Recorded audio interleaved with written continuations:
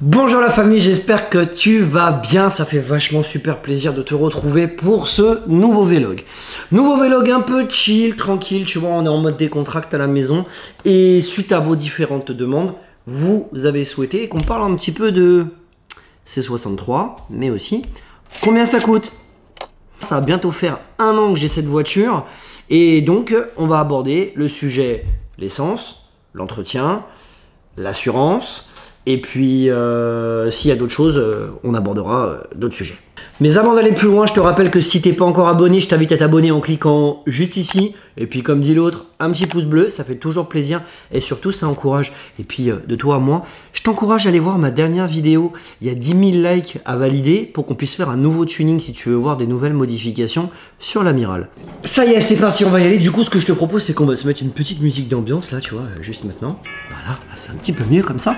Puisque, comme je te l'ai dit au tout début de ce vlog, et ben, ça va être un moment un peu de chill. On va avoir un moment de partage ensemble où je vais te partager combien ça coûte un C63 en entretien, en consommation d'essence, en assurance, en carte grise, bref, combien ça coûte d'acheter un C63 édition 507. À savoir que tu as différentes versions, notamment le C63 en 457 chevaux, en 487 et le fameux 507 et l'ultime, le Graal, le Black Series.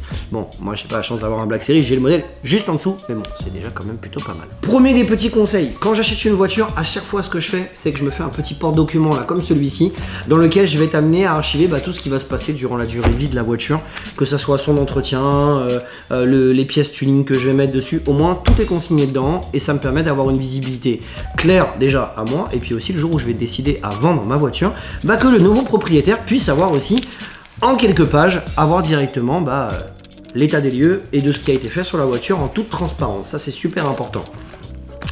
Donc déjà, première des choses, il faut savoir que cette voiture, je l'ai achetée le 26 décembre 2012. On était parti en Corse chercher cette voiture avec 2 copains. On a passé un super week-end que tu peux redécouvrir d'ailleurs sur le vlog là, qui apparaît juste en haut à droite. Quand on a été récupérer cette voiture, c'est absolument magique. Et c'est une voiture qui avait à peine 14 000 ou 13 900 et quelques kilomètres, donc autant te dire qu'elle était flambant neuve.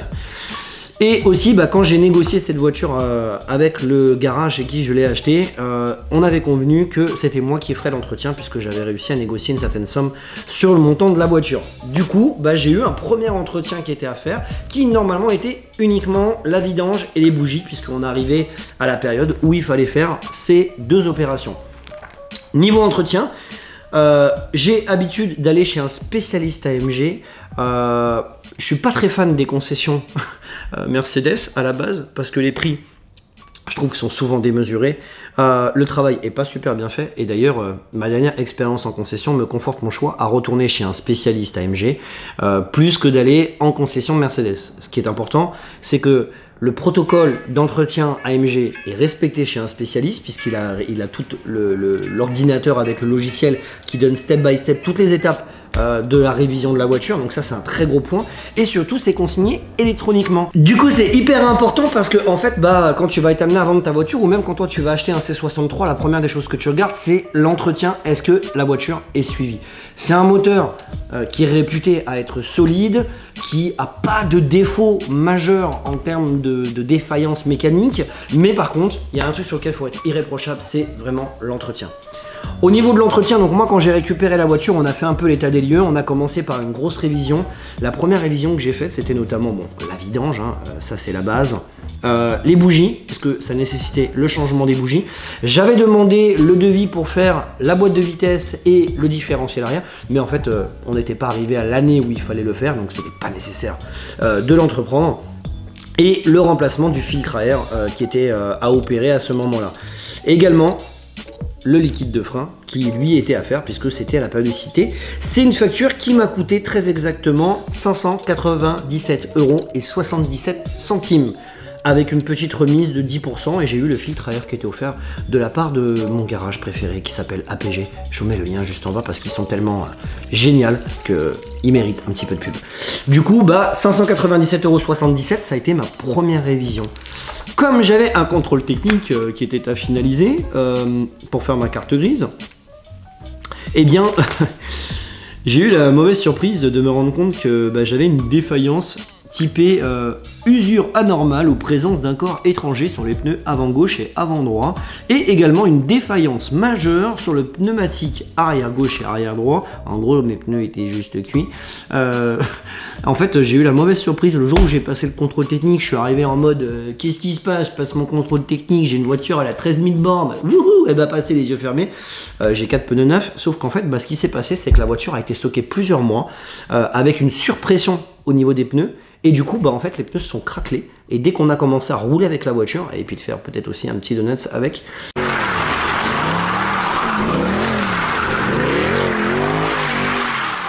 et pas de bol, j'ai dû avoir une nouvelle facture, 4 pneus neufs. Au niveau des pneus, quand j'achète des pneus, je prends toujours la même marque. J'ai essayé du Yokohama, j'ai essayé du Pirelli, j'ai essayé du Goodyear. Maintenant, je suis adepte de Michelin, donc je leur fais pas de la pub parce qu'ils ne me payent pas les pneus, c'est moi qui les paye. D'ailleurs, si Michelin, vous regardez cette vidéo, et si vous avez envie de me sponsoriser, vous pouvez me faire un petit mail dans mes contacts. Ce sera avec grand plaisir de pouvoir être sponsorisé. Au niveau des pneus, moi je mets du Michelin Pilot Sport 4S. La monte d'origine qui est recommandée, je mets pas de monte différente.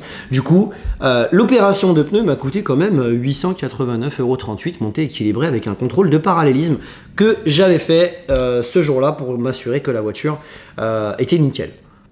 Après avoir fait ça, la voiture était totalement saine, donc pas de mauvaise surprise, il était temps de rouler, rouler et encore rouler. 22 000 km à bord de mon C63. Oui, ça fait énorme.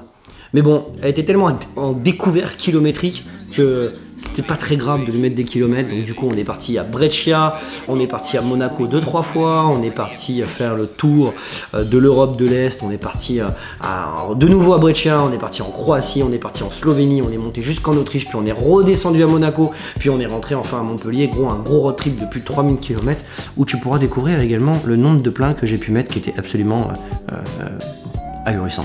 Du coup, après avoir fait tous ces kilomètres, presque 22 000 km à bord de la voiture, il était temps de faire une bonne révision. Je lui ai fait dernièrement la fameuse révision qu'on appelle la maintenance A.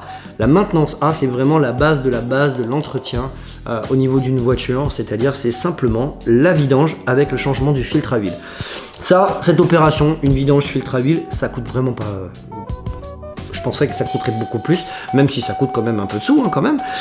Mais ça va, c'est pas ouf. On est sur une somme à 351,17 €, cette révision qui a été faite. Et là d'ailleurs, on m'avait signalé que mes pneus arrière étaient à remplacer. Du coup, j'ai rechangé mes nouveaux pneus, mais après plus de 22 000 km. Et là, ça c'est plutôt cool. 22 000 km avec des Michelin Pilot Sport 4S en lui mettant quelques donuts, quelques burns et une petite session drift. Franchement, c'était vraiment plutôt beau. Et quand je les ai ramenés, ils étaient vraiment temps de les changer. Mais bon, nouvelle opération m'a quand même coûté 725 €, donc un peu moins cher que la première, puisque je suis passé par un ami qui s'appelle Mask Up, qui a un magasin sur Paris, qui m'a fait un super tarif d'amis pour me faire avoir mes 4 pneus. Et j'ai eu 4 pneus tout neufs pour 725 €.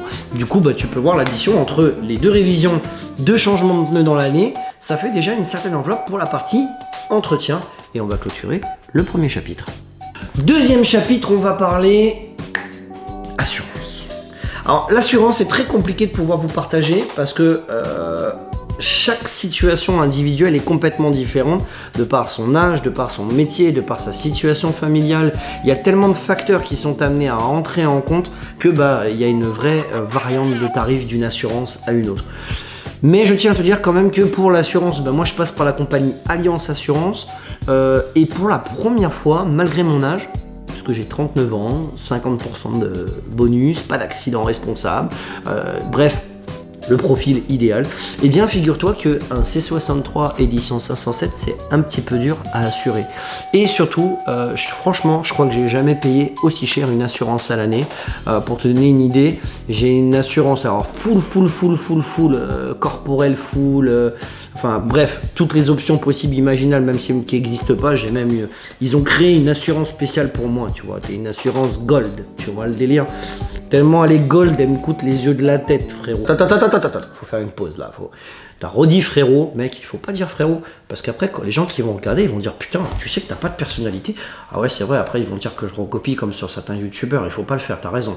Mais bon, c'est vrai que c'est tellement à la mode de dire frérot. Non mais bon, quand même, après, t'es quand même une personnalité. Ah oui, d'accord, c'est vrai que je suis une personne. Désolé, je reviens à la charge, j'ai pris mon petit comprimé. Et on peut retourner à nos moutons. Je suis complètement taré.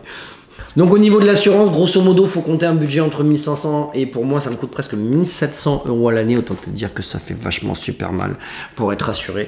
Mais bon, c'est le prix à payer pour pouvoir être assuré convenablement. Et comme je le dis, peut-être que toi tu vas payer sur un C63 beaucoup moins cher que moi. Mais tout dépend de la ville où tu habites, tout dépend des options. Moi j'ai pris un contrat où je préfère payer plus cher que la moyenne ou être dans une bonne assurance pour être tranquille que de chercher à gratter le prix.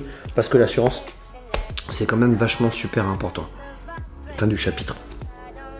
Fin du chapitre numéro 2. Après avoir parlé de l'entretien courant, des pièces courantes de la voiture qui coûtent un peu de sous, on a parlé également de l'assurance. Nous allons parler maintenant de la consommation d'essence. Pour votre information, je vais sortir prochainement une nouvelle vidéo et d'ailleurs ça va être la question du vlog sur cet épisode. Est-ce que ça vous dirait un vlog durant une semaine, donc en gros jour par jour, de combien consomme un C63. Le but c'est qu'on compilerait chaque jour pour voir combien de kilomètres on arrive à faire dans un usage tout à fait banal. Genre je vais faire mes courses, je vais chercher mes gosses à l'école, bref le truc normal, tu vois, où j'utilise ta voiture comme un véritable daily et tu vois combien d'essence t'es amené à consommer sur ta semaine. Si ça t'intéresse, je t'invite à me le mettre en commentaire. La consommation d'essence, en gros, niveau consommation d'essence, il faut savoir qu'en moyenne, on fait 350 à 400 km en fonction de comment tu roules avec la voiture plutôt sur autoroute, hein, les 350 à 400. Parce que si tu fais un usage plutôt ville, on est plutôt dans les 280 à 300 km. Donc clairement, un C63, c'est pas économique. C'est clairement pas une voiture que tu peux te permettre de rouler tous les jours parce que ça consomme beaucoup.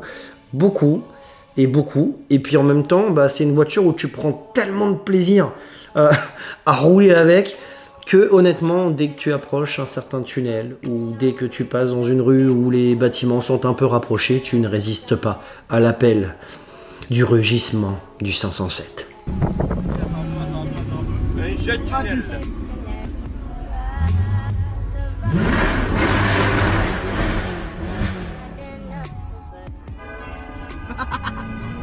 M'avait manqué.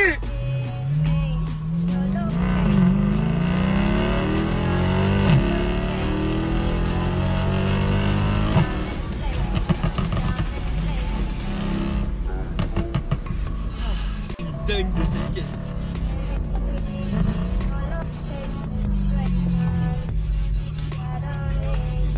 Du coup, comme tu peux le voir, effectivement, quand tu fais ces petites accélérations, vu que c'est un 6 litres de V8 atmosphérique, autant te dire que c'est même plus un gouffre là, c'est même plus une pompe à gros débit là, c'est un barrage qui vient d'ouvrir ses deux portes et qui t'envoie couler toute l'essence, tu vois, tellement ça consomme beaucoup un C63. En gros, ce qu'il faut savoir, c'est qu'un C63, on ne l'achète pas pour sa consommation d'essence, très clairement. Donc si ta réflexion est de te dire demain j'ai envie de m'acheter un C63 parce que je trouve ça cool, parce que ça fait du bruit, parce que ça reste un 6 litres de V8 atmosphérique, on est quand même sur un moteur qui est absolument légendaire et qui aujourd'hui malheureusement n'existera plus, bah ça fait partie de ses inconvénients et l'inconvénient consommation d'essence Aujourd'hui le litre est aux alentours de 1,51 1,54 en fonction de certaines stations, sachant que moi personnellement, c'est pas pour me vanter, mais je mets l'essence que chez Total. C'est pas parce que j'ai des actions chez eux, mais c'est parce que l'essence chez Total est réputée à être plus performante ou de meilleure qualité, et je préfère pour la fiabilité du moteur mettre de l'essence de bonne qualité. Quand tu as des défaillances un peu psychologiques ou des dédoublements de personnes, comme moi des fois il m'arrive de m'avoir sur mes stories Instagram, et bah et tu peux être aussi amené, voilà bref, enfin bon, je crois qu'ils s'en battent les couilles en fait de ce que tu dis.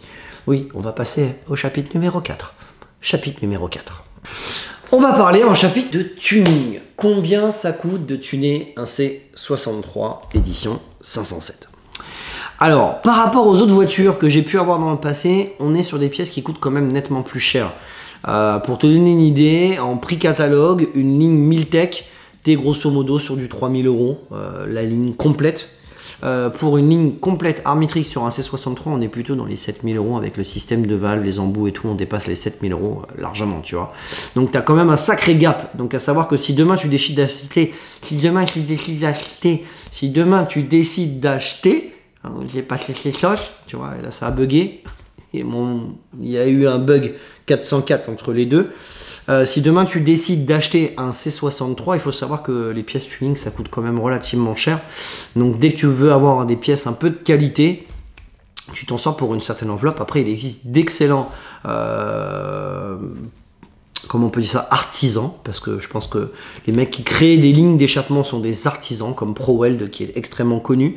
D'ailleurs j'avais fait une vidéo sur un C63 équipé avec une ligne ProWeld et la ligne devait coûter dans les 3500 € complète et ça faisait un sacré boucan. Après bon, je trouve que là sur la ligne Armitrix on voit quand même la différence, et personnellement ayant eu la chance d'avoir un C63 avec une full ligne IPE, de conduire un C63 avec une ligne ProWeld et d'avoir un C63 aujourd'hui avec une ligne Armitrix, aujourd'hui c'est pas parce que je possède vraiment le 507 que je vais dire ça, mais vraiment la ligne Armitrix elle a une sonorité qui est légèrement amplifiée par rapport au son d'origine du C63, mais il va pas le dénaturer, tu vois. Alors que sur une ligne plutôt ProWeld, ça va vraiment faire beaucoup de bruit. On dénature un petit peu la qualité du son, mais par contre là, en niveau bruit, franchement, je crois qu'en C63, j'ai jamais rien entendu d'aussi puissant. Donc, au niveau tuning, sur l'échappement, ça coûte un petit billet. Après, bah, les améliorations que tu peux faire, franchement, sur un C63, t'as la reprog, t'as le Decata, t'as la ligne complète et après le filtre à air qui amène une toute petite contribution. Je dirais qu'elle va surtout être complémentaire à la reprog et à la ligne d'échappement que tu vas poser sur ta voiture. C'est surtout ça la nuance. Elle va pas t'apporter un gap de puissance de fou, même s'il y a une petite différence. D'ailleurs, au passage, je te refais encore un troisième passage. Il va falloir que tu arrêtes parce que c'est vraiment la promo de tes anciennes vidéos. Hein. Tu es vraiment un chien de vue, toi. Hein. Bah, attends, je te permets pas de dire ça. Attends, ça veut dire quoi ça? J'ai juste pensé que j'avais fait une vidéo où on comparait justement l'intérêt de mettre un filtre à air par rapport au fait qu'un filtre à air d'origine, hein, ouais, mais bon, quand même, ça fait vraiment le mec, bah dis, regardez mes vidéos, hein. Ok, bon, bah du coup, vous n'aurez pas besoin de le mettre en commentaire parce que lui aussi, il l'a dit. Pour continuer la partie tuning, donc sur un 507, bah mis à part mettre un compresseur, mais là, autant te dire que là, on n'est plus sur le même budget, hein. Je crois qu'un compresseur, ça doit coûter... énormément d'argent, donc bon bref, mettre un compresseur sur un C63 et avoir une voiture qui devient plus qu'une voiture en ligne droite, il n'y a pas vraiment d'intérêt. Après les autres modifs que tu peux faire, ce sera plutôt des modifs d'ordre esthétique. Alors moi j'aime énormément les coverings, hein, je pense que vous l'avez deviné, donc bon, la partie covering, ça coûte un certain billet quand même. D'ailleurs peut-être que ce serait l'objet d'une vidéo à entreprendre. Est-ce que vous serez intéressé d'avoir une vidéo sur combien coûte un covering, comme j'ai pu le faire sur ma voiture? Ça peut être intéressant peut-être d'aborder la question et c'est toi qui vas décider si tu estimes ça pertinent ou pas d'en parler. Après, bah, les modifs au niveau de tuning sur un 507, franchement, elle n'a pas d'origine un pack carbone extérieur. Donc après, effectivement, tu peux partir dans le délire de rajouter la lame en carbone, la jupe en carbone, le diffuseur en carbone, le béquet au-dessus de la malle de coffre en carbone, les rétros en carbone. Parce que oui, c'est vrai qu'il faut le dire. Quand tu commences à mettre du carbone sur une voiture, il y a un truc psychomoteur et essentiel qui commence à se produire en toi. C'est que tu vas commencer à mettre une pièce en carbone et il y a un truc de ouf, c'est qu'après tu mets toutes les pièces en carbone. Et quand tu commences à faire une partie à l'intérieur en carbone, bah, tu fais tout en carbone. C'est vraiment un truc de ouf. J'ai jamais compris le concept. Bon, moi entre autres... J'ai pas de carbone à l'extérieur, j'ai un pack carbone d'origine à l'intérieur qui vaut quand même assez cher, c'est une option qui est assez onéreuse, donc j'ai pas rajouté de carbone supplémentaire. Peut-être que si je devais ajouter quelque chose dans la voiture au niveau intérieur, un truc qui me ferait vraiment kiffer, c'est un volant, le volant de la 507, mais avec du shift light. Oh, ça ce serait la guerre, que quand tu fait les pop-up dans les tunnels, que tu vois le shift light s'exciter là, en mode disco, tu sais, un peu comme ça. Ce serait vraiment trop délire. Après, bah écoute, niveau tuning, on a un peu fait le tour, hein, parce que clairement, c'est pas une voiture qui est apprêtée à faire des grosses modifications. Après, tu peux partir dans le délire obscur de la Force, où là, vraiment, tu vis dans le tuning, tu vois. Là, t'es vraiment dans le maître tuning, un peu comme nous à l'époque. Quand les mecs avaient des 205 GTI, tu vois, ils mettaient des kits d'IMA, tu vois, ça ressemble un peu à ça, les kits d'IMA, tu vois, des trucs qui ont vraiment les grosses ailes et tout. Bah là, après, tu peux partir dans un autre délire et sortir un kit Black Series, mais bon, un kit Black Series, un vrai kit Black Series, ça vaut quand même un peu d'argent, et puis en plus, il faut découper les ailes. Alors, après, tu peux mettre aussi un aileron. Bon, moi, je suis pas super fan sur le 507, je trouve que ça lui va pas super. Et puis, personnellement, rajouter un aileron sur un 507, je préfère avoir les moyens de m'acheter un vrai Black Series avec le kit d'origine. Ou sinon, tu peux partir dans le tuning obscur côté japonais et mettre un Liberty Ball que tu vois, avec les grosses ailes, des grosses jantes et des boudins à air qui viennent se comprimer sur le sol et qui plaquent la voiture au sol quand tu arrives sur un rasso. Tu pèses. Voilà, ça peut être une autre possibilité. Mais bon, après, franchement, moi, je n'irai pas jusque-là. Hein, 507, c'est quand même une belle voiture. Donc voilà, en gros, pour la partie tuning, les différentes modifications que tu peux être amené à aborder sur un C63, je pense avoir fait un petit peu le tour. On a parlé de l'entretien, on a parlé de la consommation d'essence, on a parlé également un peu de tuning, et on a parlé assurance. Mais bon, l'assurance, je te l'ai dit, hein, ça reste une situation complètement individuelle et propre à chacun en fonction du niveau d'assurance qu'il a envie d'avoir. Mais bon, ça fait quand même des pôles de dépenses. Au total, bah, je te laisse faire le calcul, tu vois, ça peut faire une enveloppe de somme juste pour la première année pour un usage plaisir qui est quand même assez onéreux. Pour être tout à fait transparent avec toi, je crois que c'est la première fois qu'une voiture me coûte aussi cher sur l'année en termes d'usage. Alors dans le passé, j'ai quand même eu des belles voitures, hein. J'ai eu un C63 édition 1, que j'ai pas gardé très longtemps d'ailleurs, je crois que j'ai dû le garder à peu près 3 semaines. J'ai eu la 45, et la 45 avait vraiment pour vocation d'être une voiture qui coûte pas cher en termes d'entretien, en termes d'essence. C'est une voiture qui est extrêmement polyvalente, que tu peux rouler avec tous les jours, et en plus niveau tuning, franchement avec un pack aéro et une bonne ligne d'échappement, même si ça reste un 4 cylindres 2 litres, c'est quand même une super caisse avec laquelle j'ai pris beaucoup de plaisir. Là le C63, on rentre dans une gamme de voitures un peu plus haut de gamme et donc forcément ça coûte un petit peu plus d'argent. Donc c'est vraiment une partie qui est à réfléchir si demain tu décidais d'investir sur un C63. Enfin pour terminer, c'est ici que va s'achever cet épisode. J'espère que ça t'a plu, ce petit moment de partage. N'hésite pas à me le faire savoir juste en bas en commentaire. Comme je te l'ai dit, ça permettra d'interéchanger ensemble et bien sur le contenu de la vidéo, de me faire savoir si ça t'a plu. Si tu aimerais un peu d'autres vidéos de ce type là, sur d'autres sujets, c'est super important que tu puisses me le dire parce que bah, c'est comme ça qu'on sera amené à être en contact. Et puis je vais avoir de bonnes nouvelles à t'annoncer, je pense début d'année. Mais vraiment, ça va vraiment être le feu. Bref, je vais pas t'en dire plus, mais en tout cas, il y a des belles choses qui s'annoncent pour dans les mois à venir. Donc ça va vraiment être super cool. Et on va vivre des grands moments, je pense, ensemble en 2020. Et en tout cas, c'est vraiment une ambition qui me tient à cœur. Bref, j'ai pas de vendre la mèche avant de te l'avoir, avant de l'avoir acheté ou avant de l'avoir vendu, je sais pas comment on dit. Mais bon, bref, il y a des bonnes choses qui arrivent en 2020. Et bien sûr, avant les fêtes de fin d'année, il y aura le best-of de l'année, un peu comme celui que j'ai fait l'année dernière, où on fera le résumé de toute l'année sur le C63 et de tout ce qui a pu se passer durant cette année, qui a quand même été une année, faut le dire, assez folle. Sur ce, je te souhaite une très bonne fin de soirée et encore, merci à toi. Bye, ciao ciao.